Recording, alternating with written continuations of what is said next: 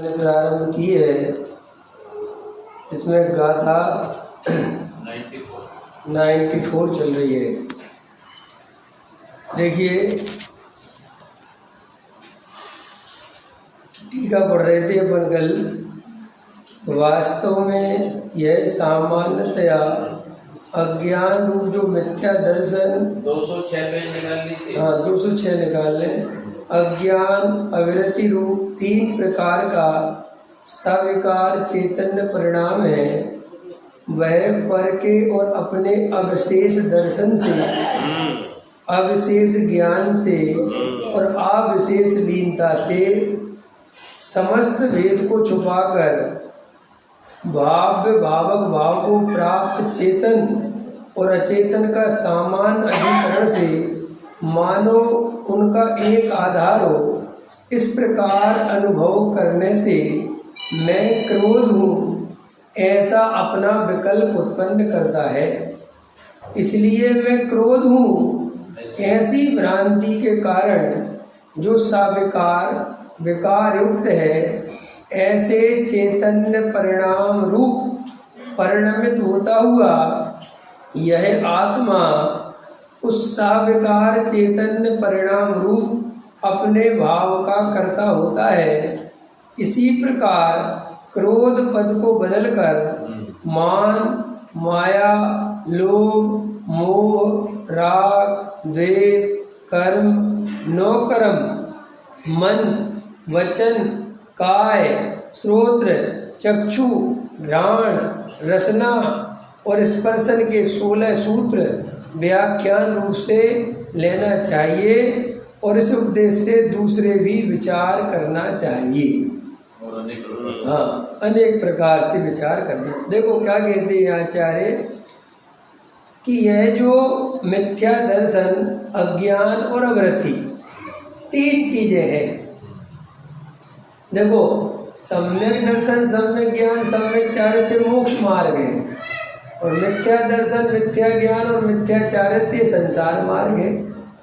अब आचार्य कहते हैं इन दोनों में क्या है कि सम्यक दर्शन, सम्यक ज्ञान और सम्यक चारित्र्य प्राप्ति कहो या मिथ्या दर्शन, मिथ्या ज्ञान, मिथ्या चारित्र्य का नाश कहो, बात एक ही है।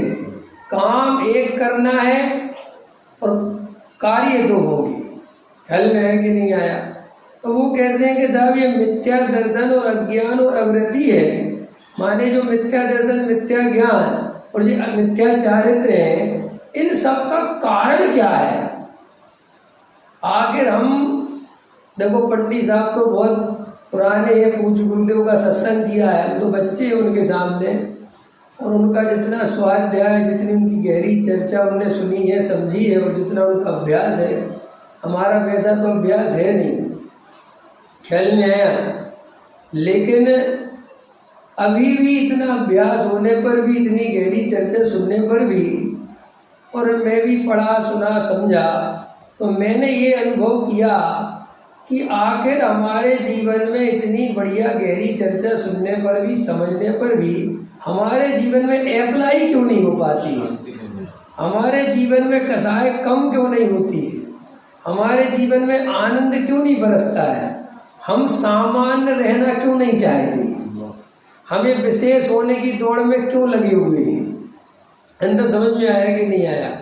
आखिर वास्तव में अभी जो चर्चा ली पंडित साहब ने, अद्भुत चर्चा ली, लेकिन ये अद्भुत चर्चा का जब तक हमारे जीवन में प्रैक्टिकल नहीं होगा तो ये थोड़ी देर तो आपको आनंद आता है, हाँ बहुत बढ़िया, लेकिन होता क्या है कि बाद में आपके जीवन में ये प्रयोग कैसे करना है ये आपको पता नहीं होने के कारण आप सुबह से शाम तक में फिर वापस जो के हो जाते हैं।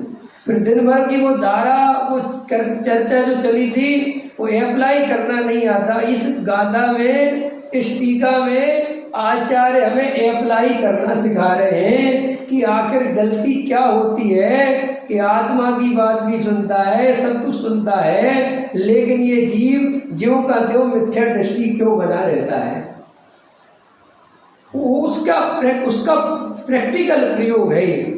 तो देखो आचार्य कहते हैं कि ये मिथ्या दर्शन, मिथ्या ज्ञान और मिथ्या चैत क्या है? ये चैतन्य के विकार है। ये किसके विकार है? चैतन्य के विकार है कि पुद्गल के विकार है? बोलो, जल्दी बोलो। चैतन्य के विकार है। और अगर हम पुद्गल के विकार कहते तो सूक्ष्म बात है। ये हमारी थ्योरी है। ये आपकी थ्योरी सही नहीं है कि आप सूक्ष्म बात से समझते हो कि हमने थोड़ा सा चैतन्य के विकार को पुद्गल का विकार कह दिया। तो गजब, सब पुद्गल का है, इससे क्या होने वाला है? अच्छा, राग किसका है बताओ? ये मैं कई दफे बोलता हूँ। राग, कई लोग इस बात पे बहस करते हैं, राग पुद्गल का है, कोई कहता है राग चैतन्य। अरे मैं कहता हूँ भाई साहब ठीक है, आप शांत हो जाओ। राग पुद्गल का है, इससे आपके लिए क्या मिल गया? और राग चेतन का, इससे क्या हो गया?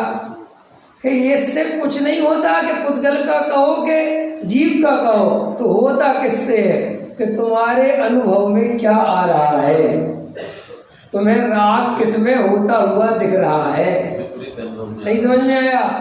स्वभाव ये है कि उपादेय।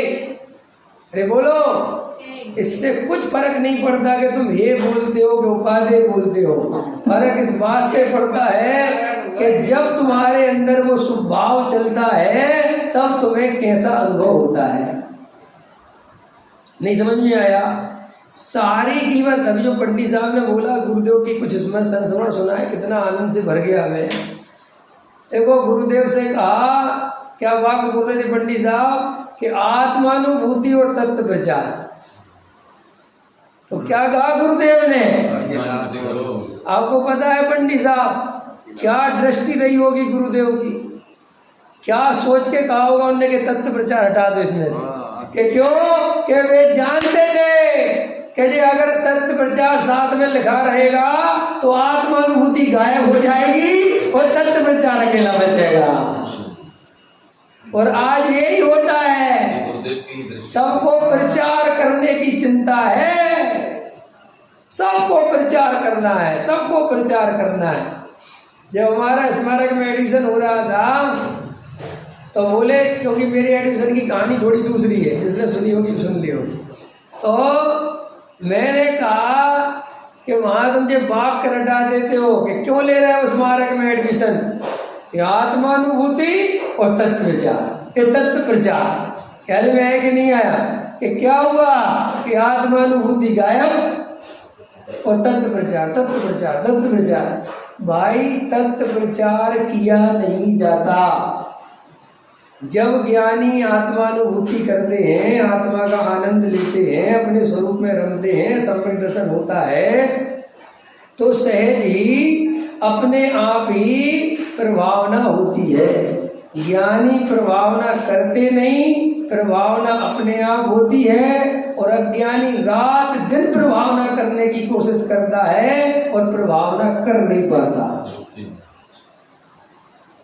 तो श्री गुरु क्या कहते, सुनो ध्यान से, कि जे चैतन्य के विकार है। बाबा को समझ में तो आ रहा है सबको? कोई बात समझ में नहीं आए तो हाथ उठा के पूछ लेना, ठीक है? एक तरफा बोलने की बात नहीं है। आपको कोई बात पूछनी हो, कुछ बात समझनी हो, मैं तो आपको वो समझाना चाहता हूँ जो आपकी समस्या हो। मुझे इससे कोई फर्क नहीं पड़ता कि मैं आपको क्या समझाऊं। मैं तो इससे फर्क पड़ता है कि आपकी समस्या तक मेरे जो बात है उससे समाधान होना चाहिए। तो देखो, श्री गुरु कहते हैं कि ये चैतन्य का विकार, सुनो, क्यों हो रहा है? हो तो रहा है चैतन्य में ही विकार। किसमें विकार हो रहा है? जड़ में नहीं हो रहा है, चैतन्य की ही विकारी पर्याय है। अब लेकिन श्री गुरु उसका जवाब दे रहे हैं कि हो क्यों रहा है। इस टीका में क्या जवाब दे रहे हैं कि जे राग विकार, जे अज्ञान, जे अवरति, ये हो क्यों रहा है?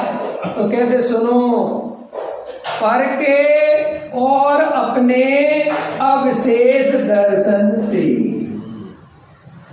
ये मुद्दे की बात है कि हमने अनादि काल से स्वयं और पर की पहचान नहीं कर पाए। हमने क्या किया कि स्वयं की तो कभी खबर ही नहीं ली, स्वयं का तो स्वरूप पहचाना ही नहीं। हमने पर में ही भेद करा, स्वयं का और पर का। जो पर था उसी में भेद कर रखा है। कर रखा कि नहीं कर रखा, ये मुझे प्रयोग करके बताना पड़ता है। करा कि नहीं करा, बोलो। पर में ही भेद करा है। ये अपना मकान, ये पड़ोसी का मकान, ये अपना परिवार, ये दूसरे का परिवार। करा ना भेद ज्ञान, चलता है नहीं। तो वे सारे ही पर है कि उसमें कुछ अपना है, कि उसमें कुछ भी अपना नहीं है, सब पर है। फिर श्री गुरु कहते हैं कि वहां से जैसे तैसे छुड़ाया कि छोड़ आए तो सब सुतदारा होए न सीरी, सब स्वार्थ के हैं भीरी। जैसे तैसे 12 भावनाएं सुना सुना के, बैराग भावनाएं सुना के वहां से हटाया। सो वहां से भागने लगा, उनको दुख का कारण मानने लगा। फिर दुख का कारण मानते मानते यहाँ देव सास गुरु के पास आ गया। सो क्या किया कि आदत तो थी वेद विज्ञान करने की, जीव 1 मिनट भी वेद विज्ञान करे बिना नहीं रहता। बताया आप? अरे मंदिर में आके क्या किया, ये मेरा मंदिर और वो दूसरे का मंदिर। फिर ज्यादा बढ़िया मंदिर कौन सा, जिसमें मैं जाता हूं। ज्यादा गुरुजी कौन से अच्छे, जिनको मैं सुनता हूं। फिर यहाँ पे अटक गया, फिर यहाँ पे चालू कर दिया राग देश। फिर अपना मंदिर अच्छा, पड़ोसी का मंदिर। हमारे मंदिर में बहुत बढ़िया कार्यक्रम होते, वहां तो कुछ नहीं होता। फिर यहाँ से राग देश, माने वो राग देश करने की आदत नहीं छोड़ते। नहीं समझ में आया? पहले वहां राग देश, अब यहाँ राग देश। अब श्री गुरु कहते हैं कि फिर क्या करता है गलती, ये अविशेष को समझा रहा हूं। ये अब स्वयं और पर में क्या करता है कि फिर पर में देव शास्त्र गुरु में भेद कर लेता है, भगवानों में भेद कर लेता है। फिर और आगे चलो थोड़ा सूक्ष्म, फिर शुभ अशुभ भाव क्या करते हैं, शुभ अशुभ भाव में भेद। शुभ भाव को अच्छा मानता है, अशुभ भाव को बुरा मानता है। मानते हैं कि नहीं? अरे मानते हैं कि नहीं? नहीं, दोनों हे हैं। शुभ अशुभ भाव दोनों हे हैं दोनों। मानते हैं? अरे बोलो। देखो भैया, मैं पंडित साहब आपको बताते बढ़िया बात है। मैं थोड़ी सी आपकी परीक्षा लेता हूँ, आपसे पूछता हूँ, बताओ पुण्य और पाप हे है कि उपाधि हे? आप उसे हे मानते हो? अगर मानते हो तो बोलना हाँ, ऐसे जबरदस्ती ऐसे नहीं। मानते हो कि नहीं? मानते नहीं। अभी नहीं मानते। देखो पंडित साहब, ये स्थिति है। वे आपके जो पुराने श्रोताओं की स्थिति है, वे कह रहे अभी नहीं मानते हम। अब हम तुम जब अभी इतनी बड़ी भूल तुम्हारे अंदर है, अभी हम क्या करें तुम्हें आगे ले जाके? बोलो। पहले ये तो मूल सूक्ष्म भूल नहीं है, ये स्थूल भूल है। अभी जब हम पुण्य पाप को एक समान नहीं मान पा रहे हैं तो द्रव्य की दृष्टि क्या खाक करोगे? और छोड़ो अभी पुण्य पाप छोड़ो तुम, ये तो थोड़ा अंदर की बात कर ली। पुण्य पाप के परिणाम तो आत्मा के प्रकार है। अभी तो हम जड़ की क्रिया में अच्छा बुरा मानते। बोलो, मानते कि नहीं मानते? अरे बोलो।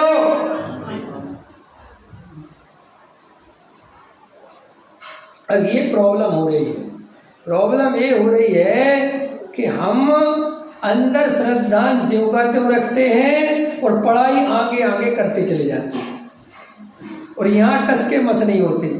अभी अपने को ये विचार करना चाहिए कि मैं पुण्य और पाप को एक मानता हूँ, एक नहीं मान पाता हूँ। और अगर आप किसी में से कोई कहता ना कि नहीं मैं अलग अलग मैंने एक मानता हूँ, मैं अलग अलग नहीं मानता, तो मैं फिर अगला प्रश्न करता तो तुमने मौका ही नहीं दिया। अरे कोई तो कह दो कि हम एक मानते हैं, कि साहब चलो किसी ने कहा हम एक मानते हैं, तो उससे अगला प्रश्न है कि तुम उन्हें एक मानते हो तो बताओ जब पुण्य के परिणाम चलते हैं तुम्हें कोई तकलीफ होती है, कोई कंटाला होता है, कोई अंदर लगता है कि ये मेरा स्वभाव नहीं है, कि नहीं लगता। और जब पाप के परिणाम चलते हैं तो घबराहट होती है, पाप बन गया होगा, पाप का फल बुरा है, अरे आज तो मंदिर रह गया समझ में आया? ये परिणाम। ये श्री गुरु कहते पुण्य पाप हे कहने से हे नहीं होते। अंदर में जो पुण्य में उत्साह है, पुण्य की क्रिया में उत्साह है, और खाली उत्साह नहीं है, संतुष्टि है। संतुष्टि है कि नहीं? बोलो।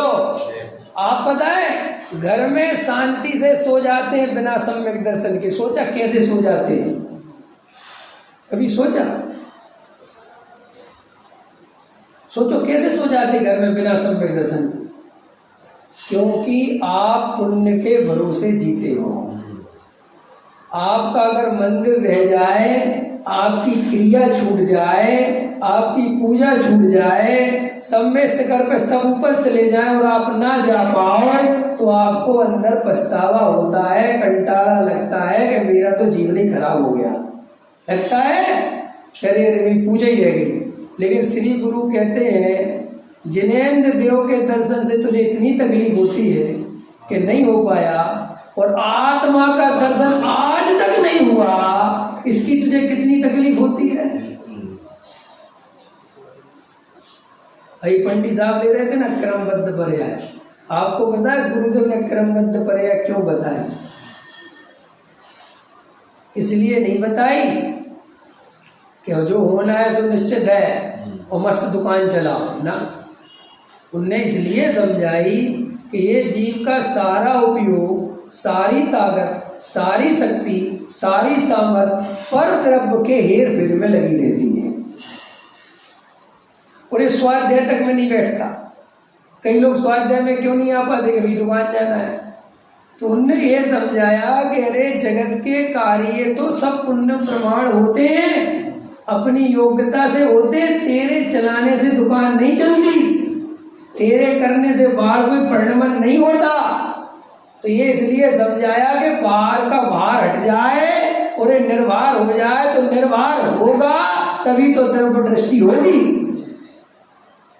अभी समझ में आया? इसके लिए नहीं समझाया था कि स्वाध्याय में तो आए नहीं और कहे कि जो होना, जो पर्याय आनी, आज तुम्हारी योग्यता थी नहीं, और दुकान में कभी ये विचार करे नहीं। अरे भाई अगर तू ईमानदार है तो दुकान को भी मेरी योग्यता के भरोसे छोड़। तू सम्यक दर्शन को योग्यता के भरोसे छोड़ता है और बाल बच्चों का कर्ता बनता है, जो पुरुषार्थ से प्राप्त होने की चीज है। हाँ, ये पुण्य के उदय में होने वाली चीज है। हाँ सुनो सुनो, जहाँ जो पुण्य के उदय से मिलना है उसमें पुरुषार्थ करता है, और जो पुरुषार्थ से मिलता है उसमें पुण्य क्रमबद्ध लगाता है, योग्यता लगा।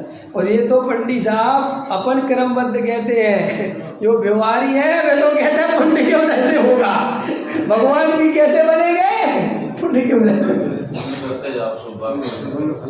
पुण्य फला अरंता, वे तो सीधे कहते पुण्य के फल से अनंत होते। लोग खत्म बात। क्या बोलो है? अरे भैया श्री गुरु कहते हैं कि सब धांधली तेरी इसलिए चल रही है तो कुछ विचार करने को तैयार नहीं है। अभी देखो पुरुषार्थ से धर्म होता है। अब देखना ध्यान से, ये अनादि काल के मिथ्या दर्शन के संस्कार है ना, पुरुषार्थ से सम्यक दर्शन होता है। तो तुम्हें पुरुषार्थ के नाम पे क्या ध्यान आता है? बोलो जल्दी जल्दी बताओ, हृदय पे हाथ रख के बताओ, अभी परीक्षा हो जाएगी। पुरुषार्थ करो, फिर वहां से काम नहीं चलेगा, घर में पड़े पड़े काम नहीं चलेगा। इससे तुम्हें क्या ख्याल में आता है? तुम पुरुषार्थ के नाम पे क्या करना चाहते हो? अथवा जो नहीं करता तुम उसके बारे में क्या दिमाग लगाते हो? हमने पुरुषार्थ के नाम पर जड़ की क्रिया को ही समझा है। कोई आदमी 8 घंटे स्वाध्याय करता हो, समझना ध्यान से, खतरनाक बात बोल रहा हूँ तुम्हें थोड़ी सी, और एक आदमी आधा घंटा स्वाध्याय करता हो, ठीक है कि नहीं? तो तुम क्या कहोगे कि ज़्यादा पुरुषार्थ कौन कर रहा है? कौन कर रहा है? 8 घंटे वाला। एक आदमी उपवास कर रहा हो, एक आदमी उपवास नहीं कर रहा हो, किसे ज़्यादा पुरुषार्थी कहोगे? जल्दी बोलो। उपवास करने वाले को। अब तुमने इसमें मिथ्या दर्शन पुष्ट कर लिया कि कैसे? कि तुमने उपवास का कर्ता उसे मान लिया तुम बोलते रहते हो क्षयोपशम ज्ञान से कुछ नहीं होता, लेकिन हृदय पे हाथ रखो, जरा सा क्षयोपशम ज्ञान बढ़ जाए तुम्हारी चाल बदल जाती है। 2 4 10 गाथाएं हमें याद हो जाएं तो जहाँ मौका मिलता है पंडित जी आदि बोल पाते, श्रोता पूरी कर देता है। क्योंकि श्रोता को लगता है पंडित जी हमें कम मत समझना, तुम हम पूरे ही हैं। समझ में आया कि नहीं आया? पक्के कुछ नहीं होता इन बातों से। शांति से बैठ नहीं सकते, बिना हल्ला करे बैठ नहीं सकते, ख्याल में आया ना? अपनी चतुराई बताए बिना बैठ नहीं सकते। ये सब विशेष होने के लक्षण हैं और इससे जीव को सम्यक दर्शन में बाधा पड़ती है। याद रखना खतरनाक है।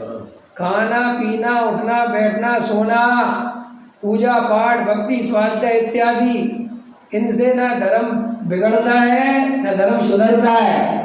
धर्म तो तेरे अंदर जो मैं ये जो अहंकार चलता है, धर्म के नाम पर अहंकार, दुकान के नाम पे अहंकार, पैसे के नाम पे अहंकार, पंडित्याई के नाम पे अहंकार, त्याग व्रत के नाम पर अहंकार।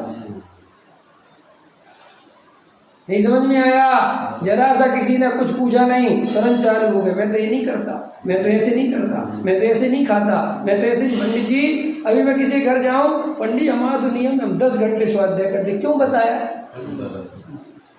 क्यों बताया? अभिप्राय में जाके देखो क्यों बताया। ये आपको सब चेक करना पड़ेगा, ऐसे नहीं चलेगा जैसे आप हम सोच रहे हैं। आपको एक एक एनालिसिस करना पड़ेगा कि ये बात मैंने क्यों बोली। अरे गुरुदेव बोल रहे कि काय को लगे शास्त्री की डिग्री में, क्यों एमए की डिग्री में लगे? तो भाई वो गुरुदेव ऐसे ही नहीं बोलते हैं, वे कोई अभिप्राय में जाके गहराई से विचार, ऐसे नहीं कोई ऐसा समझना, तुम ऐसे मत सोचना कि सम्यक दृष्टि। अरे भाई सम्यक दृष्टि होता है तो वो किसी को सलाह भी देता है तो बहुत दूरगामी विचार करके देता है। अभी डॉक्टर साहब की आपके घर पर पुस्तक पढ़ रहा ना, वो आई है विशेषांक। तो जब छोटे दादा जयपुर चले गए और वहाँ पे अपने रहे, तो जो उस समय की परिस्थिति जब बनी तो बड़े दादा को बुलाने गए। तो बड़ी दादी की सरकारी नौकरी थी, बड़े दादा की सरकारी नौकरी, तो दादा गए कि चलो जयपुर। तो समझे, तो बड़े दादा तो बहुत ही सरल परिणामी थे, उनने कहा जैसा मेरा भाई कहेगा चल। तो तुरंत उनने कुछ ये नहीं कहा कि मैं दादी से पूछूं या भाई से पूछूं, कुछ नहीं, तो चलो। लेकिन भाई के लिए मैं तो नहीं जाऊंगी। ख्याल में आया कि नहीं आया कि मैं तो नहीं जाऊंगी कि क्यों, क्या भरोसा तुम्हारी संस्था का और क्या भरोसा तुम्हारा। भैया जेठानी देवरानी का चक्कर, समझ, ऐसा कहा दादा से। और हमारी सरकारी नौकरी है तो दादा ने क्या कहा कि कैसी बातें करती हो, ये छोटी मोटी बातों के चक्कर में भाव खराब करना है क्या? सोचो बात। तो फिर उनने क्या पलट के जवाब दिया, अगर ऐसा ही था तो तब आपने मुझे पढ़ाया क्यों? क्योंकि पढ़ाने वाले भी कौन थे? बड़ी दादी को छोटे दादा कि पढ़ो पढ़ो, पढ़ना है, नौकरी करना है, जरूरत है, क्योंकि आर्थिक स्थिति कमजोर थी।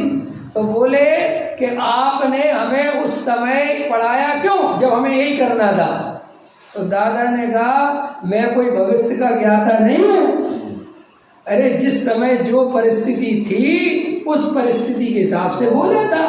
और आज ऐसे भाग्य जगह हैं कि अपन को पूरा जीवन ही तत्व ज्ञान करने का, पढ़ने पढ़ाने का अवसर है, तो अपन काहे को ये सरकारी नौकरी की झंझट में पड़े। समझ में आया? दादा ने कहा मैंने अपने मन की कह ली, अब चलो, क्योंकि जो शिकायत करनी हो पहले ही कर लो। समझ में आया?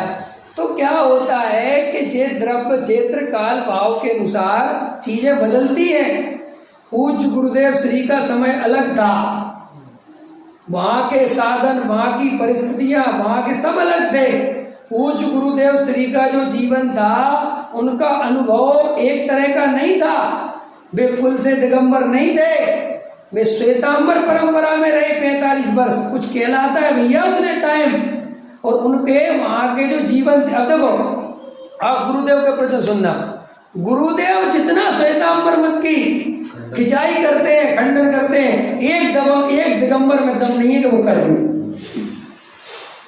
अब कोई कहे कि गुरुदेव क्यों करते, तुम क्यों नहीं करते? अरे भाई, गुरुदेव वहां से आए थे, उनने वहां की वे क्रियाकांड का जीवन में देखा करा था, तो उनके बार बार उपयोग में वो बात आ जाती थी।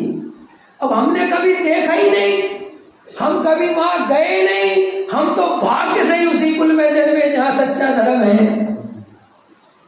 नहीं समझ में आया तो हमें वहां देखने की जरूरत क्या है? तो मैं गुरुदेव की कॉपी करूं कि गुरुदेव खंडन करते तो मेरी ये कोई बात थोड़े ही है। ज्ञानियों का सम्यक दर्शन तो एक जैसा होता है, ध्यान रखना। ज्ञानियों का सम्यक दर्शन तो एक जैसा होता है, लेकिन सबके उदय एक जैसे नहीं होते। पूज्य गुरुदेव खाली सम्यक दृष्टि नहीं थे, उनका कुछ ऐसा योग भी था। खाली गुरुदेव अकेले सम्यक दृष्टि हुए ऐसा नहीं है, सम्यक दृष्टि बहुत हुए, लेकिन सबका ऐसा योग, सबका ऐसा उदय, ऐसा प्रताप, ऐसा भाग्य नहीं था कि वे सब जगत में इतने प्रसिद्धि पाए, इतना संस्कृति नहीं होता है किसी का, लेकिन गुरुदेव का था। तो कोई ये समझे कि जो सम्यक दृष्टि होगा वो गुरुदेव जैसा ही होगा, ऐसा नहीं। ये तो सब उदय प्रमाण व्यवस्थाएं हैं। एक सम्यक दृष्टि को हो सकता है कि इतनी आर्थिक स्थिति खराब रहे और सम्यक दृष्टि हो कि कोई 2 रोटी देने को तैयार ना हो, और एक सम्यक दृष्टि ऐसा हो कि उसे हाथों पे ले लेके चले, तो वो सम्यक दर्शन के कारण है कि पूर्वकृत कर्म के उदय के कारण है। बोलो पक्का? अच्छे से विचार करना। लेकिन अपन सब सम्यक दर्शन की नाप तोल इसी से करते रहते हैं। लोगों ने सत्यता का आधार क्या बना रखा है कि फला व्यक्ति को 10,000 आदमी सुनता है, भाई साहब तो क्या हुआ? आसाराम को कितने सुनते थे? और अभी भी सुनते हैं, अभी भी कहते हैं कृष्ण जी अपनी महिमा दिखा रहे और क्या करोगे? अन्य भक्तों की कहीं कमी नहीं है संसार में। सुनो, जैन धर्म में अंधे भक्त बनने की मना है। हम तो देव शास्त्र गुरु के भी ऐसे शिष्य हैं कि भैया आपकी पूरी परीक्षा करके नमस्कार करते हैं। देखो हमारे दिगंबर धर्म में क्या गजब है, अगर भगवान को कोई जरा सा चंदन भी लगा दे तो बड़े से खड़े हो जाता, अब नहीं हो सकता। अरे क्या हो गया, क्या हो गया? चंदन ही तो लगाया है कि अगर हम ऐसे ही समझौते करते रहते तो आंखें लगते देर लगती। हमने कभी किसी की परवाह नहीं करी, हमने तो सिर्फ सच्चा वस्तु का स्वरूप समझा, और जिस काम में रंग राग की पूर्ति हो ऐसे कामों को बढ़ावा देना आत्मार्थी का लक्षण नहीं है। शांत होकर सुनना मेरी बात। तो मैं क्या कह रहा था कि श्री गुरु समझाते हैं कि भाई तू गहराई से विचार कर कि तुझे अंतरंग में जो ये रागादि भाव चल रहे हैं ये मेरा स्वरूप नहीं है। क्या ऐसी अनुभूति बरतती है, क्या ऐसी धारा चलती है? अगर नहीं चलती तो इसी के कारण मिथ्या दर्शन, अज्ञान और अवृत्ति पैदा हो गई। देखो ये गजब शब्द। तो क्या कहते हैं? पर के और अपने अविशेष दर्शन से। अब मेरा प्रश्न है, विशेष दर्शन कैसे करोगे? विशेष दर्शन माने भेद ज्ञान, अविशेष माने अभेद ज्ञान, माने देह और आत्मा शरीर संयोगों में एकत्व बुद्धि, इसका नाम है अविशेष। अविशेष माने देह और आत्मा में विशेषता, अंतरता, भेदता, लेकिन अज्ञानी जीव ने उस भेद को कभी नहीं पहचाना। अब भाई साहब आपसे प्रश्न है, क्या करें वेद ज्ञान करने के लिए? बोलो बताओ, बाबूजी आप बताओ क्या करना चाहिए वेद ज्ञान करने के लिए? कौन बता सकता है? कोई नहीं बता सकता। हाँ, बहुत बढ़िया, बहुत गजब। हालांकि उत्तर सबको पता है, बोलता कोई कोई है। लेकिन मैं ये चाहता हूँ कि तुम बोलो, सब बोलो ना, तुम समझो ना, मैं तो पूछ रहा हूँ। हाँ, जब मैं नहीं पूछूं तब मत बोलना, अभी मैं पूछ रहा हूँ, बोलो कैसे करना वेद ज्ञान। दृष्टि में परिवर्तन करना है कि कौन सी चीज क्या है। बराबर, बहुत अच्छा करना। मैं तो कह रहा हूँ कैसे करें। पूजा करने से होगा, भक्ति करने से होगा, ढोल मजीरा बजाने से होगा, अरे बोलो, छह बढ़ाने से होगा, गाथाएं याद करने से होगा, चारों योग बराबर बैलेंस करने से होगा, निश्चय व्यवहार का बराबर ध्यान रखने से होगा, छल ग्रहण मत कर लेना ऐसी बातों से होगा,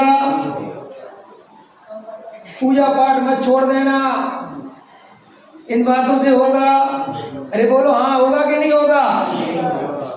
2 की जगह 4 पूजा करने से होगा, विधान करने से होगा, नहीं होगा पक्का। तो फिर हम यही तो कर रहे हैं, तो फिर काय को करते हैं। हाँ, ये प्रश्न गजब हो, ऐसा प्रश्न पूछा, काय को करते हैं। काय को करते हैं इसलिए करते हैं कि ज्ञानी के होते हैं और अज्ञानी नकल करता है। अज्ञानी करता है। पकड़ में आया, नहीं समझ में आया। आपको करना था वेद ज्ञान, क्या करना है, वेद ज्ञान, और आपने देव शास्त्र गुरु के निमित्त से आपको वेद ज्ञान हुआ, सम्यक दर्शन की प्राप्ति हुई, और सम्यक दर्शन की प्राप्ति हुई तो देव शास्त्र गुरु की महिमा आई। क्या आई, देव शास्त्र गुरु की महिमा। तो देव शास्त्र गुरु की महिमा आई तो अब भक्ति करी, उनकी पूजन करी, और मैंने आपको देखा तो मैंने क्या सोचा कि देखो पूजन भक्ति करने से धर्म होता है, क्योंकि ये करते हैं, जबकि वो करते कहाँ से हैं, अंदर से, और तुम कहाँ से करते हो, परंपरा से। तो क्या करें, मंदिर बंद कर दें। मंदिर बंद कर दोगे तो धर्म बताने का मार्ग ही बंद कर दोगे। क्यों, क्योंकि वेद ज्ञान की बात सुनो, लोक में भी समझो। गजब अच्छा प्रश्न। जब बच्चा पहली बार स्कूल जाता है, समझना ध्यान से, तो वो ड्रेस, वो बैग, वो पुस्तक, वो पानी की बोतल, वो सब लेके जाता है, समझना ध्यान से। तो वो पढ़ाई है कि पढ़ाई के निमित्त है, बोलो जल्दी। पढ़ाई के निमित्त है। और आपका बेटा पढ़े तो नहीं, बुक तो खोल के देखे नहीं, और उस बाटल को बढ़िया धोवे, चमचमाती हुई रखे, बैग एकदम नया न्यू रखे, रोज आके एकदम कपड़ा लगाए, पुस्तकें ऐसी कवर करके रखे कि एक भी पुस्तक में कुछ दाग न लग जाए, बराबर। लेकिन जो टीचर पढ़ाते हैं वो पुस्तक इस डर से नहीं खोलता कि गंदी ना हो जाए, ठीक है। अगर आपका बेटा ऐसा करेगा तो आप उसे पढ़ने के लिए जो कर रहा है आज्ञा दोगे, कहोगे ठीक कर रहे हो, सही चल रहा है, कि कहोगे सुन बस्ता फटता है तो फट जाए, बाटल गंदी होती है तो हो जाए, अरे मूल मुद्दे की बात पढ़ भाई जो वो पढ़ा रहे हैं।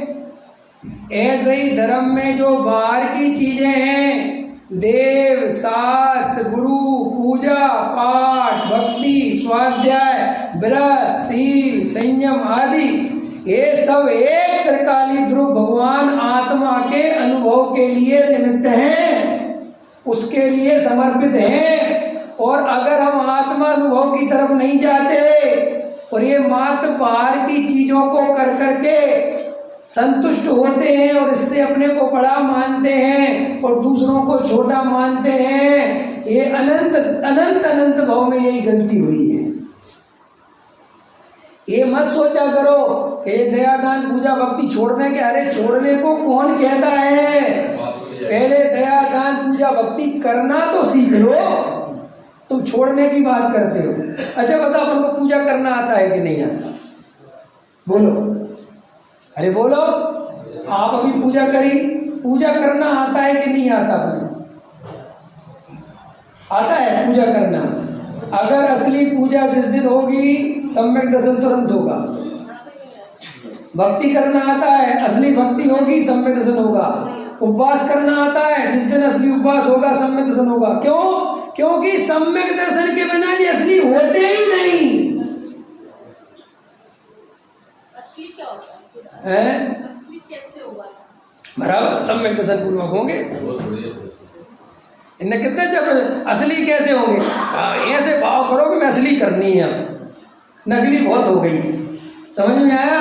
तो असली के लिए क्या करना कि निरंतर ये जो आचार्य स्वयं और पर का भेद ज्ञान समझा रहे हैं, ये स्वयं और पर का भेद ज्ञान करना। बस जितना मजबूत स्वयं पर का भेद ज्ञान होगा, पूजा उतनी असली होती चली जाएगी। कल रात को बताया था ना मैंने कि आपको और हमारे, देखो आचार्य अमृतचंद जैसे आचार्य इतनी बड़ी बात कहते हैं कि संसार में जितने जीव हैं जो मोक्ष नहीं गए, इसका एकमात्र कारण वेद ज्ञान नहीं है।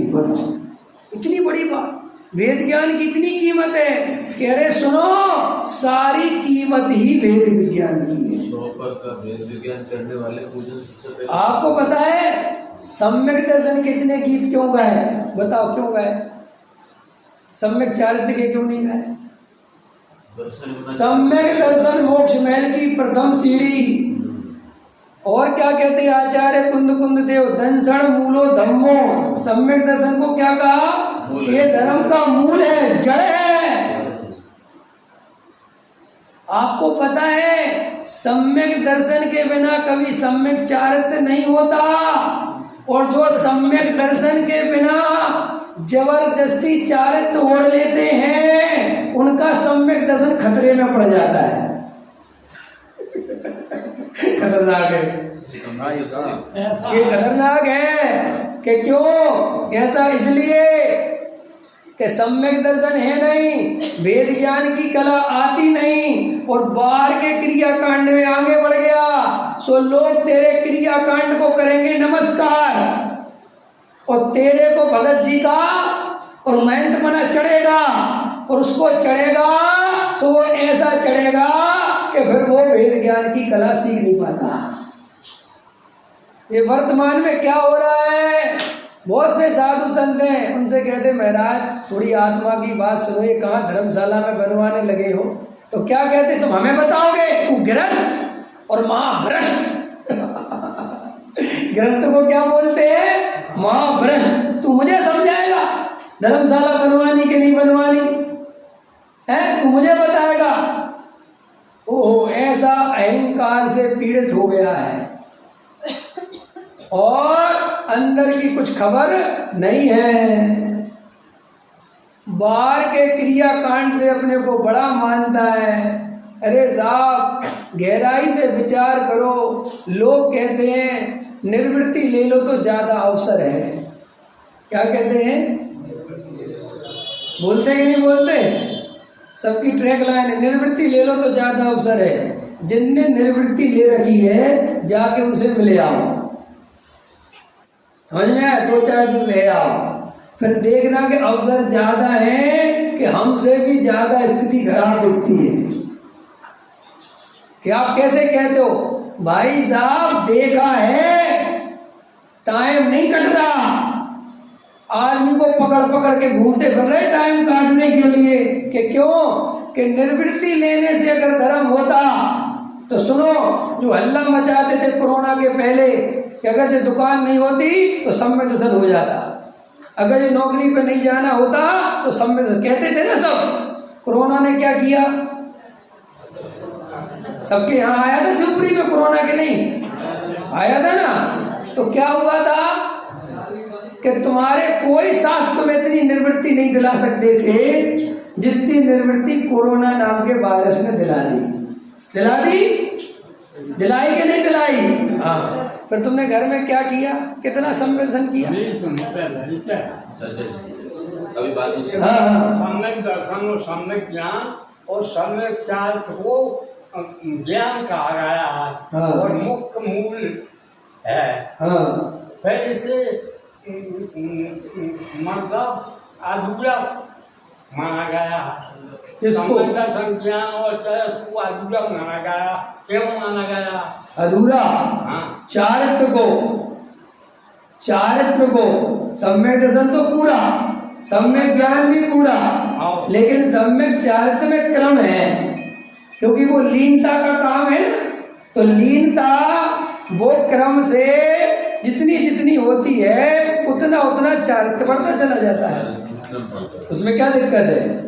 ज्ञान को अधूरा कहेगा तो क्या कहते हैं कि रतन प्रिय के बिना ज्ञान अधूरा है। हाँ बराबर। सम्यक दर्शन के बिना उस क्षयोपम ज्ञान को, उस ज्ञान को अधूरा इसलिए कहते हैं कि वो कोई काम का नहीं है। अधूरा क्यों कहा? अधूरा इसलिए तो कहा कि अगर सम्यक दर्शन नहीं होगा तो ये क्षयोपम ज्ञान कोई काम का नहीं रहा। और सम्यक दर्शन, सम्यक ज्ञान, सम्यक की प्राप्ति करने से रतन प्रिय धर्म उछलता है। हाँ उछलता है। हाँ तो फिर क्या है, इसमें दिक्कत क्या है? अधूरा क्यों है? कौन अधूरा? अधूरा इसलिए है, नहीं बराबर, पर्याय दृष्टि से अधूरा। कैसा कि जैसे मुझे सम्यक दर्शन भी हो गया, सम्यक ज्ञान भी हो गया, सम्यक चारित्र भी भूमिका के अनुसार है, लेकिन मेरा ज्ञान अधूरा क्यों है? क्योंकि मुझे केवल ज्ञान नहीं है। तो केवल ज्ञान के कारण मति ज्ञान, शुद्ध ज्ञान को अल्प ज्ञान कहते हैं, उसे अधूरा ज्ञान कहते हैं। और सम्यक चारित्र अधूरा क्यों है? कि जब तक परम पूर्ण वीतरागी चारित्र यथाख्यात चारित्र प्रकट ना हो जाए तो उसके पहले जो चारित्र है वो अधूरा है। ख्याल में? सम्यक दर्शन को भी अधूरा कैसे कह सकते हैं? कि जब तक वो छायक सम्यक दर्शन रूप, क्योंकि उपसम सम्यक दर्शन है ना तो छूट जाता है, छह उपसम सम्यक दर्शन छूट जाता है, तो इस अपेक्षा से भी उसको कहा बराबर हो गया। और अब नहीं भी बराबर हुआ हो तो बाद में बराबर कर लेना। और अगर इसी पर पकड़ के रखना हो कि अधूरा क्यों कहा, अधूरा क्यों कहा, तो वो कभी पूरा नहीं होगा। ये भी सुन लो, समझ में आया? क्यों कहा छोड़ो, क्यों कहा छोड़ो? नमक मीठा होता है कि खारा? जल्दी बोलो, क्यों होता है खारा? कैसे कैसे स्वभाव से? हम तो नहीं मानते, तो मत मान भैया, कि मैं क्या कर सकता? इसका उत्तर तो मेरे बाप के पास भी नहीं है, किसी के पास नहीं है। नहीं समझ में आया भाई? जो स्वभाव से है तो है, इसमें क्या क्या करना? ख्याल में है? अरे विचार करना, करुणा मोह का चिन्ह है। क्या मोह का चिन्ह है? और तू करुणा को अहंकार बनाता है। ये छोटे छोटे जीवों की थोड़ी रक्षा कर ली, मैं तो वैसा क्यों, क्या हुआ? उन्हें भगवान आत्मा देखना था कि उनका रक्षक देखना था? बोलो। अरे तू जीवों को बचाने वाला नहीं है, तू जीवों की रक्षा करने वाला नहीं है। प्रत्येक जीव भगवान है, ये देख। समझ में आया? कौन किसको बचावे? अरे जे बचाने का राग आवे तो इसमें उत्साह न आवे, किसी दूसरे को बताने का भाव नहीं आवे कि मैं जीवों को बचाता हूँ। पाप भाव बताते हो किसी को? हैं? बताते हो? नहीं बताते। लेकिन पुण्य भाव सबको बताते हो, कोई नहीं भी पूछे तो भी बताते हो। नहीं करते हो कि नहीं करते? हम आपके घर गए और हमने कहा बहन जी भोजन कर लो या भैया भोजन कर लो, हम तो लेते नहीं 10 साल से शाम को। क्यों बताया? क्यों बताया? मैंने कुछ पूछा था, लेकिन जो, हाँ पंडित जी को पता क्या चलेगा, लेकिन जो तुम्हारे अंदर पाप भाव चलते हैं वो पंडित जी को बैठ के नहीं बताते। लेकिन ये जरा से स्वभाव इनको सब जगह बताने की पड़ी हुई है। मैं पानी उबला हुआ पीता हूँ, नहीं समझ में आया? किसी के घर जाते हैं तो वो कहते पानी पियोगे, तो ये नहीं कहता कि नहीं पीना। तुम्हारे यहाँ वैसा नहीं मिलेगा कि कैसा, कि जैसा हम पी देंगे चलो हम वैसा ही दे देंगे, नहीं मुझे प्यास ही नहीं है। अरे तो जब प्यास ही नहीं है तो वैसा और कैसा का प्रश्न कहाँ आ गया? क्योंकि तुझे सहज रहना आता नहीं। तू कहता तो है कि पर्याय दृष्टि में कोई दम नहीं, लेकिन निरंतर पर्याय दृष्टि रखता है और जरा जरा सी क्रियाओं का अभिमान करता है और बातें कहता है कि मैं तो जड़ की क्रिया से तो छोड़ो, मैं तो राग की क्रिया से भिन्न, और जड़ की क्रिया का प्रदर्शन करता है।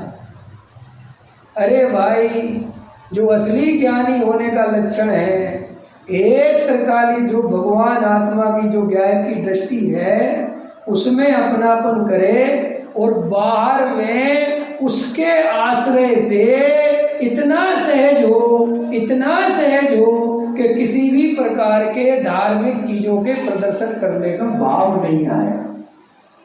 अंतर समझ में आया? देखो, मायाचारी से मान कसाय का पोषण करना अनंतानुबंधी है, खतरनाक बोल रहा हूँ, थोड़ा सा खतरनाक है। क्या बोला? मायाचारी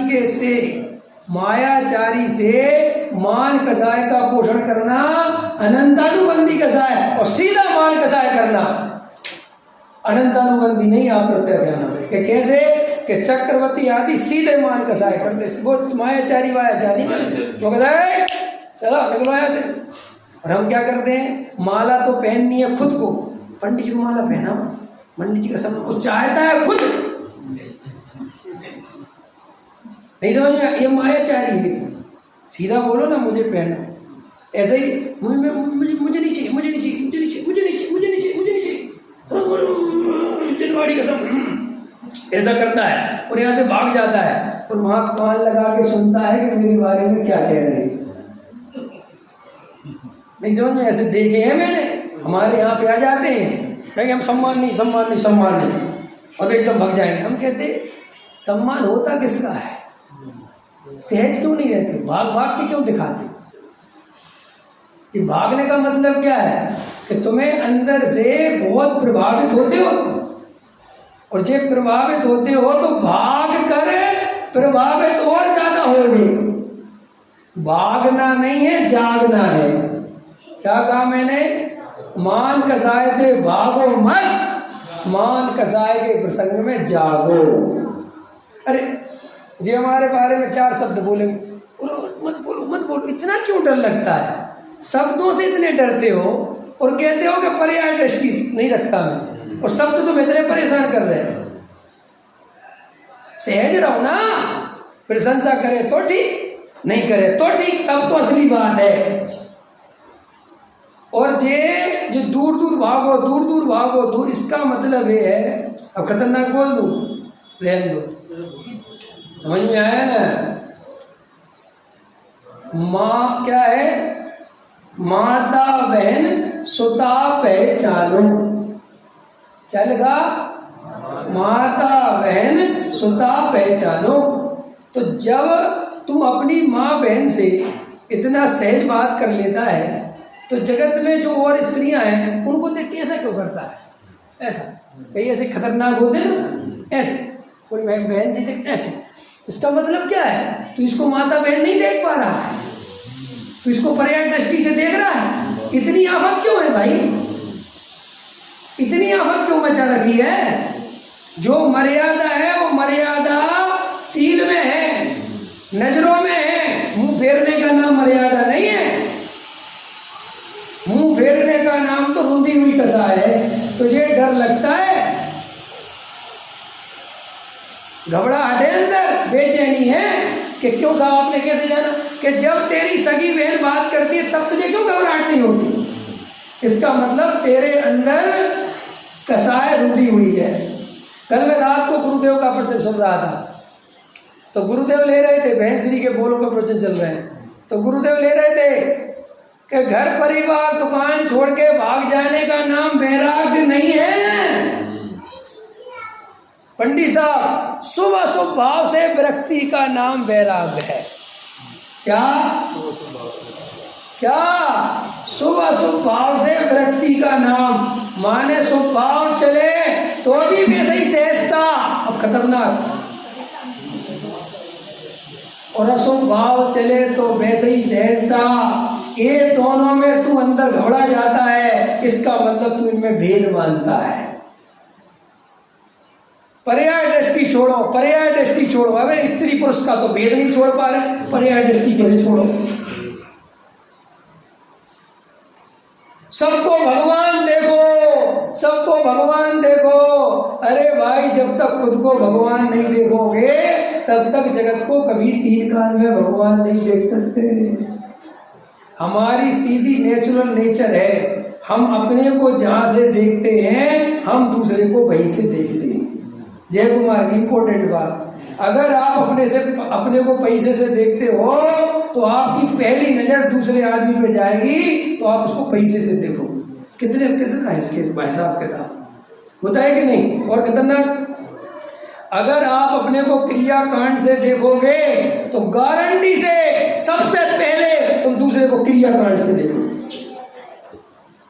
जिनकी जहां दृष्टि होती है उनकी बातों में वही बातें आती हैं। नहीं समझ में आया? अगर तेरी त्रिकाली ध्रुव भगवान आत्मा पर दृष्टि होती तो तू सामने वाले को उसी दृष्टि से देखता। अरे भाई, अपने अंतरंग में ऐसा आनंद रहना चाहिए, ऐसी सहजता होनी चाहिए कि तुम्हारे जीवन में तुम अपनी सहजता इसलिए मत खो कि लोग मुझसे प्रभावित हो जाएं। लोगों को प्रभावित करने के लिए जो उपक्रम किए जाते हैं वास्तव में ये जीव के अहितकारी हैं। तुम नेचुरल रहो, भीड़ में अलग से दिखने की कोशिश मत करो। हाँ, भीड़ में असली अंदर वेद ज्ञान करो, लेकिन अपन अंदर तो वेद ज्ञान करते नहीं और बाहर में अलग होने की कोशिश करते हैं। समझ में आया? तो आचार्य अपने को जो वेद ज्ञान समझा रहे हैं, अविशेष दर्शन से, अविशेष ज्ञान से। अविशेष ज्ञान माने सम्यक ज्ञान, स्वपर का सच्चा ज्ञान नहीं, स्वपर का सच्चा श्रद्धान नहीं, और अविशेष रति लीनता से। और लीनता के नाम में क्या किया? पर द्रव्य में लीन है, क्योंकि स्वयं की तो खबर ही नहीं, तो स्वयं में लीन कैसे होंगे? स्वयं में लीन हो सकते हैं जब तक स्वयं की खबर ना हो। नहीं समझ में आया? तो क्या करता है कि चारित्र्य के नाम पर कसाई की मंदता को चारित्र्य समझता है। क्या कहा मैंने?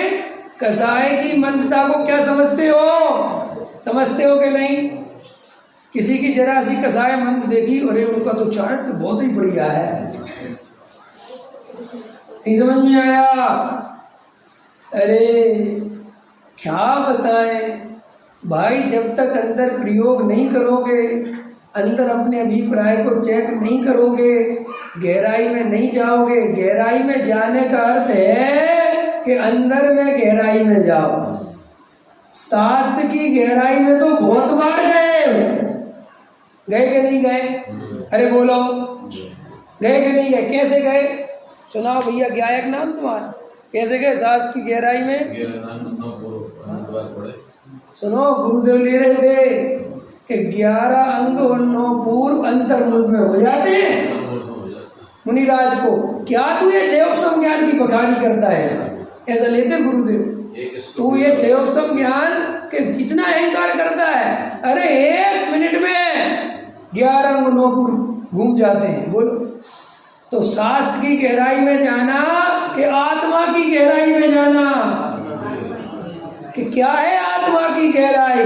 कि पहले संयोग, फिर शरीर, फिर अंदर राग देश, फिर उसके अंदर में ज्ञानों में, दर्शनों में, चारित्र्यों, ऐसे भेद प्रभेद, इन सब से न्यारा करके जो अंदर एक चैतन्य त्रिकाली ध्रुव भगवान आत्मा विराजमान है, वहां तक पहुंचना, उसका नाम धर्म है। ज्यादा समझने की अपेक्षा अरे जो समझाया उसका गहराई से विचार तो करो। जब त्रयंच गति के जीव को सम्यक दर्शन हो सकता है, नारकी को सम्यक दर्शन हो सकता है, तो त्रयंच गति कितनी पढ़ाई करता है भाई? लेकिन जो पढ़ाई पढ़नी चाहिए वो ही पढ़ के कोई प्रयोग कर लेता है। टोडामल साहब लिखते हैं कि त्रयंच गति के जीव को कैसे भाव वासन होता है, उसको कुछ पता आता तो है नहीं। तो कितना अच्छा उदाहरण देते हैं कि जैसे एक बालक को कोई शब्द आदि पता नहीं है, लेकिन मिर्ची का स्वाद ले लेता है और मिठाई का स्वाद ले लेता है, तो मिठाई मांगता है और मिर्ची भगाता है। ऐसे ही ज्ञानी होने का क्या उपाय है कि ये रागादि भाव दुखरूप लगते हैं, आश्रवादी भाव दुखरूप लगते हैं, और ज्ञानादि चेतन स्वभाव आनंद रूप लगता है, तो उसको अपना मानता है और रागादि को छोड़ देता है, और इससे सम्यक दर्शन हो जाता है। सम्यक दर्शन कठिन नहीं है भैया, अज्ञानियों के द्वारा कठिन बना दिया गया है। कुएं का पानी नहीं पियोगे तो सब में सर नहीं होगा।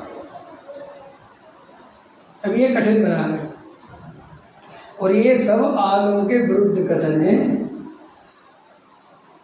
ये सब चलेगा नहीं, ऐसे नहीं चलेगा कि जो क्रिया तुम करने लगे तुमने उसको सम्यक दर्शन से जोड़ दिया, ऐसे नहीं चलेगा। और जो नहीं करी फिर उसका क्या होगा, नहीं पकड़ में आया।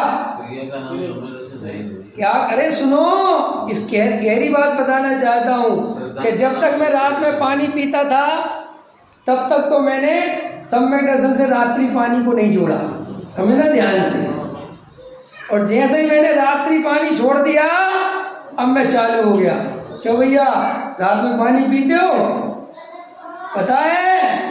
अरे रात में पानी पीते हो अनंत जी, और सम्मेलन की बात करते हो, भूल जाओ सम्मेलन। अब ये गलत है, ये सब ऐसे नहीं करना। खुद ने निर्वृत्ति ले ली तो सारे जगत को उपदेश देने लगे, निर्वृत्ति नहीं लोगे तो सम्मेलन नहीं होगा। जी कौन से शास्त्र में लिखा है? ये कहाँ से लेके आए? चांस ज्यादा है, चांस ज्यादा है, फलाना ज्यादा है, अरे कहीं लिखा है क्या ये सब? अगर ये चांस वांस ज्यादा होते तो आचार्य पहले नंबर पे ये उपदेश देते कि छोड़ो सम्यक दर्शन, तुम पहले मुनि बन जाओ। पहले मुनि बनने के तो उपदेश दिया। अरे नहीं, पहले मुनि बनने का ये उपदेश दिया है कि भाई सम्यक दर्शन, सम्यक ज्ञान, सम्यक चारित्र पूर्वा, ऐसे नहीं दिया कि कोई भी आ गया आप बन जा। और दूसरी बात जो दिया है सो वे मुनिराज अवधि ज्ञान आदि के धारी, विशेष ज्ञान के धारी होते थे, सो वे उस जीव की पात्रता को 1 सेकंड में पहचान लेते थे, सो वो कहते थे कि तुम मुनि बन जाओ। यहाँ तो अभी खुद की पात्रता का पता नहीं है और दूसरों की पात्रता के सर्टिफिकेट देते फिर रहे हैं। ये सब धर्म के नाम पर अधर्म है। धर्म सरल है। मैं अभी भी कह रहा हूँ, मेरी कोई बात आपको बुरी लग रही हो अब भी पूछना, बिल्कुल मुझे कोई तकलीफ, आप मेरा विरोध भी करोगे तो मुझे अच्छा लगेगा, लेकिन अंदर विरोध करोगे तो बहुत बुरा लगेगा। सामने विरोध करना, मैं वैसा आदमी नहीं हूँ।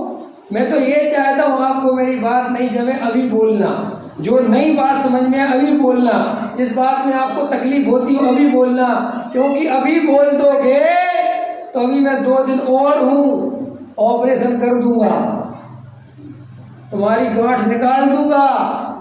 लेकिन अगर नहीं बोलोगे और मैं तो दिल्ली चला जाऊंगा, मुझे तो तुमसे कोई लेना देना है नहीं, और बाद में पीठ पीछे बुराई करते फिरोगे कि आया तो था लेकिन मुझे तो जमा नहीं। हमें जो बात नहीं जम रही उससे अभी पूछो,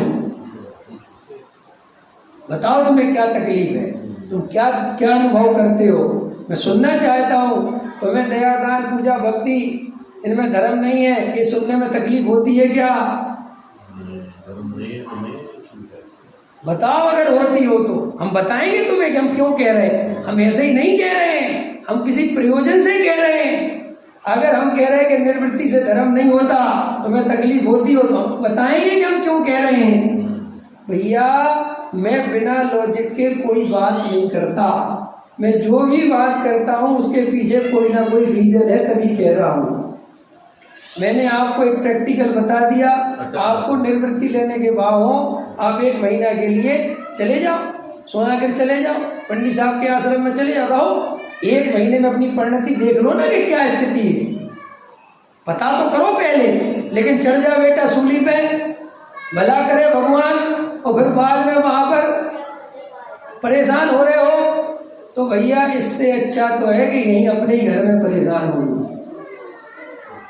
आपने कभी विचार नहीं किया, जैन धर्म बहुत वैज्ञानिक दर्शन है।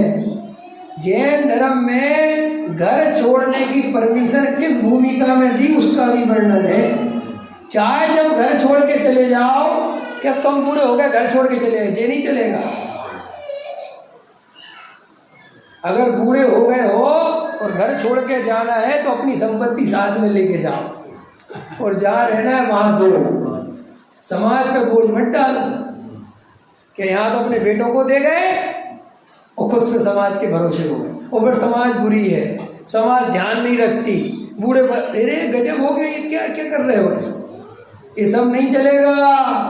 अंदर में ईमानदारी चाहिए, अगर अंदर ईमानदारी नहीं है तो काम नहीं चलेगा, चाहे मैं हूं चाहे आप हो, समझना ध्यान से। देखो भाई, अगर टोडामल जी साहब के प्रति श्रद्धा है तो क्या लिखा टोडामल जी ने वक्ता के बारे में, बोलो बोलो क्या लिखा। टोडामल जी जैसे प्रकांड विद्वान, क्या समझते हो आप टोडामल जी के बारे में? वो टोडामल जी साहब जो 47 वर्ष की उम्र में, अल्पायु में, जिनको हाथी के पैर के नीचे मरना पड़ा, जीवन छोड़ना पड़ा, ऐसा क्रांतिकारी व्यक्ति कहता है कि सुनो, वक्ता की आजीविका स्वतंत्र होनी चाहिए। जब ये लाइन मैंने पढ़ी जयपुर में, मैंने उसी दिन निर्णय कर लिया कि आजीविका स्वतंत्र करनी चाहिए। अनूप टोडामल जी साहब जैसा विद्वान कह रहा है, जबकि टोडामल जी में कितनी प्रतिभा थी और कितने सेठ उनके आगे पीछे दौड़ते होंगे, सोचो बात। और एक सेठ का तो मिलता है ना, अपने घर पे कुछ दिन रहे, फिर यहाँ पे बस्ता बनाई, तो कहीं ना कहीं उनको वो तकलीफ अनुभव हुई होगी, कहीं वो दबाव महसूस हुआ होगा, तब उनने वो वक्ता के स्वरूप में लिखते समय लाइन डाली कि वक्ता जो है किसी के भरोसे नहीं होना चाहिए, निर्लोभी होना चाहिए, निर्लोभी होना चाहिए, स्वतंत्र होना चाहिए, क्योंकि वो किसी के अधीन रहेगा तो गारंटी से उसे समझौता करना पड़ेगा,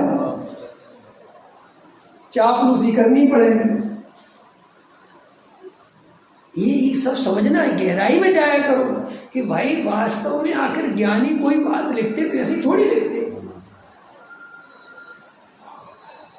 हर बात में ज्ञानी के रहस्य होता है। अभी देखो ना, पंडित साहब ने बताया ना, मुझे आनंद आ गया कि ये तत्व प्रचार हटा दो मुझे तो मजा आ गया, ये बात ऐसी कोट हो गई मेरे दिमाग में कि हटा दो, क्योंकि मैं अपने प्रवचन में 100 दफे बोलता था, मैं खुद मुझे नहीं पता था कि गुरुदेव ने कभी बोला है, लेकिन मेरे 20 प्रवचनों में ये बात मैं कहता था कि अरे तत्व प्रचार मुझे समझ में नहीं आती, ये क्या तरीका है तत्व प्रचार, तत्व प्रचार। हाँ बराबर, अरे भाई तत्व प्रचार की चीज नहीं है, सम्यक दर्शन का फल है वो। तो जब सम्यक दर्शन होता है तो वे 8 अंग उसके फल स्वरूप प्रकट होते हैं। विचार करना, थोड़ा कहा बहुत जानना। रात को विचार किया था, किसी को थोड़ा बहुत आनंद बढ़ा के नहीं बढ़ा, अरे बढ़ा के नहीं बढ़ा, हाथ उठाओ जिसके बढ़ाओ, यहाँ नहीं उठाएंगे। रवि कहेंगे बोलो, मंदिर में बोली कौन लेगा, प्रतिमा कौन विराजमान करेगा।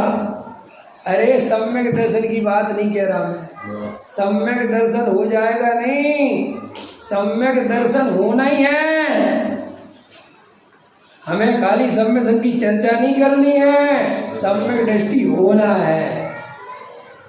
लेकिन हाँ, होने के बाद घोषणा नहीं करते फिरना है। अगर घोषणा करी या किसी दूसरे से करवाते फिरे तो सम्यक दर्शन नहीं है, इस बात की निशानी है। वो डॉक्टर साहब लेते हैं ना, लोटा गिर जाता है।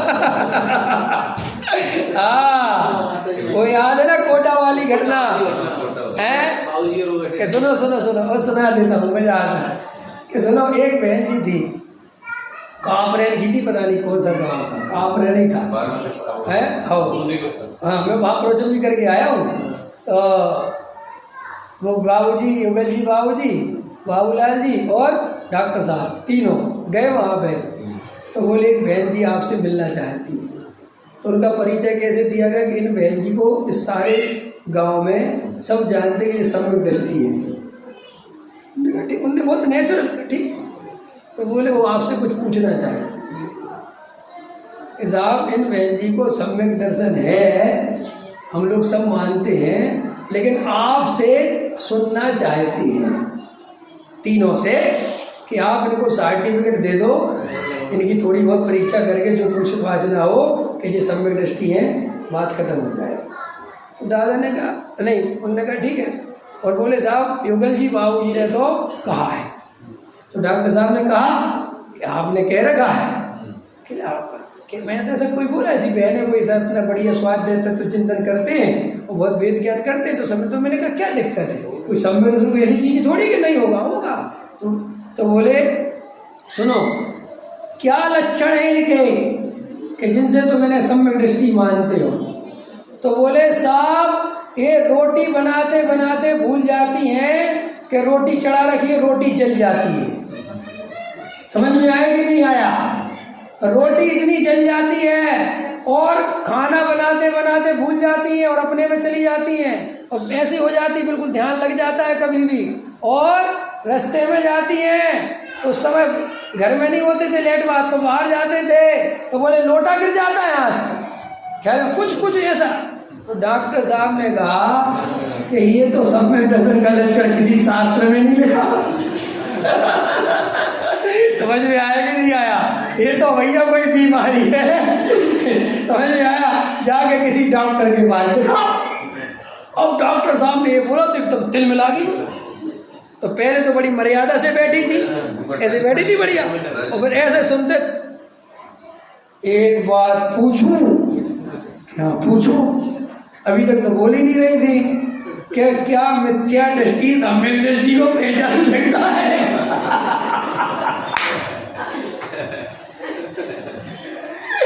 अरे भाई वो तो दादा कहते इतनी जब से हंसी आई कि ये तो बहुत ही बढ़िया है कि अभी तक तो इनको हमें सर्टिफिकेट देना था, अब तो इनने हमें सर्टिफिकेट दे दिया कि हमें को सोचना पड़ेगा कि हम क्या हैं।